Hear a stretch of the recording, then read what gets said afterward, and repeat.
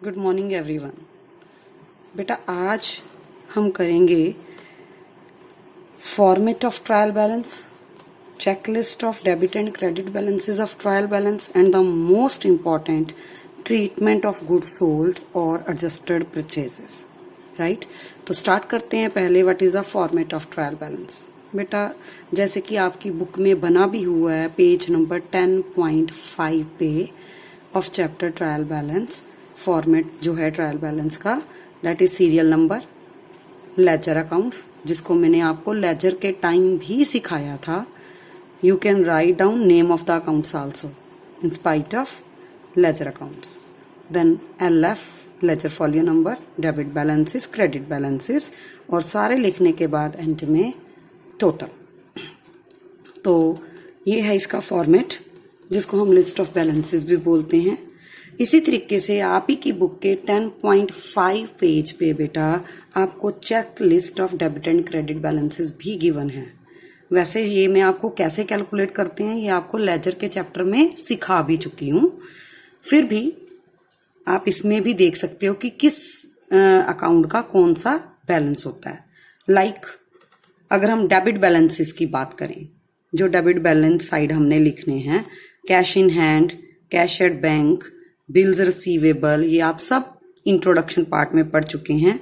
Sundry debtors, sundry debtors को हम book dates, account receivables और सेल्स लेजर किसी भी नाम से बोल सकते हैं। तो आपको किसी भी नाम से ये आ सकता है, तो आपको डेबिट बैलेंसेस में शो करना पड़ेगा। Accrued income, income not yet received, तो एसेट है आपकी।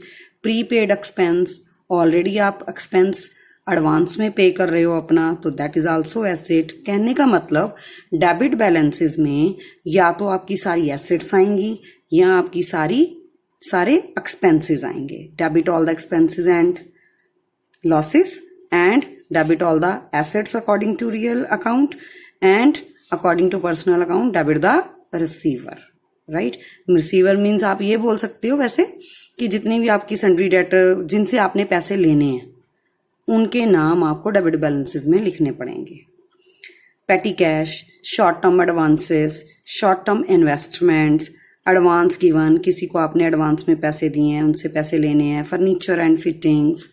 तो इस तरीके से there are many balances, there are many account, land and building, free hold property, lease hold property, motor vehicle, equipment. So you can read this checklist from your book at page number 10.5 और 10.6। तो इसी तरीके से there are some credit balances also, means liability वाले, या आप कह सकते हो इनकम वाले, गेन्स वाले, bank overdraft, capital, reserves, bills payable, sundry creditors, the most important to whom you have to pay the money। Sundry creditors को आप अकाउंट पेबल और परचेज लेजर किसी भी नाम से आपको ये आ सकता है, तो इसको आप क्रेडिट ही करोगे। Bank loan, sales, purchase return, mortgage payable, outstanding expense, income received in advance. Right, तो इसमें आपको जो एक डिफरेंट मिलेगा दैट इज, बाकी आपने सब फिर भी पहले पढ़े हुए हैं इंट्रोडक्शन पार्ट में, PF, security deposit, interest receive, rent receive, discount receive, bad debt recover, सब आपने ये जर्नल में भी पढ़े हैं। जितने भी प्रोविजंस एंड जितने भी रिजर्व्स होते हैं उनका भी बैलेंस क्रेडिट होता है। एक आपके पास यहाँ पे एक न्यू है दैट इज अप्रेंटिस प्रीमियम। बेटा जी that is an income of the business, तो इसको आपने क्रेडिट बैलेंस में लिखना है because apprentice premium is the income received to provide training to someone. Right जी, तो ये आपके क्रेडिट बैलेंसेस में आएगी। तो इस तरीके से ये आपकी checklist of the debit and credit balances थी जो आपने एक बार रीड कर लेनी है। नाउ जो मैंने आपको बोला था कि आज हमने 3 कंसेप्ट स्टडी करने हैं। Now the most important concept trial balance बनाते हुए जिसकी आपको जरूरत पड़ेगी that is treatment of cost of goods sold and adjusted purchase. बेटा तो this is the most important concept. तो जैसे कि मैंने देखो लिखा हुआ है कि treatment of cost of goods sold और एडजस्टेड परचेज, तो ट्रायल बैलेंस में इसका क्या ट्रीटमेंट होगा पहले हम बात करते हैं cost of goods sold. Now cost of goods sold बेटा क्या है कि the cost of those goods which are going to be sold. तो उसकी कॉस्ट निकालने के लिए हमारा फॉर्मूला होता है opening stock plus net purchases plus direct expense. जितने भी मैन्युफैक्चरिंग फैक्ट्री एक्सपेंसेस होंगे उनको डायरेक्ट एक्सपेंस बोला जाता है, माइनस क्लोजिंग स्टॉक। और अगर हम एडजस्टेड परचेज की बात करें तो इन दोनों में सिर्फ इतना ही डिफरेंस है कि while COGS direct expense manufacturing expense is also considered, but calculating adjusted purchase तो इसको हम इंक्लूड नहीं करते, हम सिर्फ परचेज की एडजस्टमेंट चेक करते हैं। मीन्स हमारे पास पिछला स्टॉक कितना पड़ा है, उसमें हमने ड्यूरिंग दैट ईयर कितनी परचेजेस करी, एंड में हमारे पास कितना स्टॉक बच गया उसको करेंगे माइनस।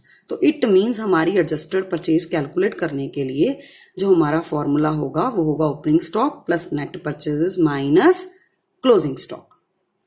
अब हमने सीखना है कि इनका ट्रायल बैलेंस में इनको हम डिस्क्लोज कैसे करते हैं, शो कैसे करते हैं। जैसे कि मैंने देखो आपकी हेल्प के लिए बड़ा इजी करके इसके कुछ पॉइंट्स बनाए हैं। नंबर 1 पॉइंट बेटा, when COGS, opening stock, purchases and direct expense. These 4 items are given as a balances in your question. तो आप ट्रायल बैलेंस में इसको कैसे डिस्क्लोज करोगे? You will show only COGS बेटा and closing stock in the trial balance in debit balances. Reason, क्योंकि बेटा जी देखो हमने जब COGS का फॉर्मूला लगाया तो उसमें ओपनिंग स्टॉक नेट परचेजेस और डायरेक्ट एक्सपेंस बेटा वो तो ऑलरेडी ऐड है, वो तो ऑलरेडी एडजस्ट है। क्लोजिंग स्टॉक क्या हुआ है उसमें से माइनस हुआ है। This is the reason because closing stock is adjusted while calculating COGS। So this is the reason कि जब क्वेश्चन में COGS गिवन होता है, specially when COGS is given in the question, then आप क्या लिखोगे, COGS एंड क्लोजिंग स्टॉक को trial balance में अपीयर करोगे। मींस वहां पे आप ना तो परचेजेस को अपीयर करोगे, ना किसी डायरेक्ट एक्सपेंस को अपीयर करोगे और ना ही ओपनिंग स्टॉक को शो करोगे। तो उस केस में आपका COGS and closing stock show होगा। सेकेंड पॉइंट बेटा जी, when adjusted purchase is given in the question, means अब COGS नहीं given है, adjusted purchase given है। तो adjusted purchase देखते हैं हमने उसका फार्मूला क्या था हमारा, opening plus net purchase minus closing stock. तो ऑब्वियसली बेटा जी यहां भी आप ओपनिंग स्टॉक को अपीयर ट्रायल बैलेंस में नहीं करोगे क्योंकि वो तो ऑलरेडी परचेज में ऐड है। तो क्लोजिंग स्टॉक अपीयर होगा ट्रायल बैलेंस में। देखो जैसे कि मैंने शो भी किया है, एडजस्टेड परचेज अगर गिवन है क्वेश्चन में, साथ में उसके साथ ओपनिंग और क्लोजिंग गिवन है क्वेश्चन में, तो आप सिर्फ एडजस्टेड परचेज शो करोगे और क्लोजिंग स्टॉक को ट्रायल बैलेंस के डेबिट बैलेंसेस में शो करोगे। And if the question is normal, means no adjusted purchase, no COGS is given in the question, simple purchase is given in the question और साथ में opening और closing stock दोनों given है, in that case बेटा जी आपका वो उनमें से कोई भी फार्मूला अप्लाई नहीं होगा, ना COGS का ना एडजस्टेड परचेज का। Then you will show only purchase and opening stock in the trial balance in debit balances, because in that type of question closing stock is not to be considered as an account. That can be find out only while physical verification. So इसलिए आप यहाँ पे अगर question normal है, उसमें आपको adjusted purchase और COGS given नहीं है क्वेश्चन में, तो सिर्फ आप ओपनिंग स्टॉक को यूज करोगे विद परचेजेस। तो at the end we can conclude that if COGS and adjusted purchase are given, then closing stock will be shown in the trial balance, and if question is simple, only purchase is given, then opening stock will appear in the trial balance, never closing stock. Thank you beta.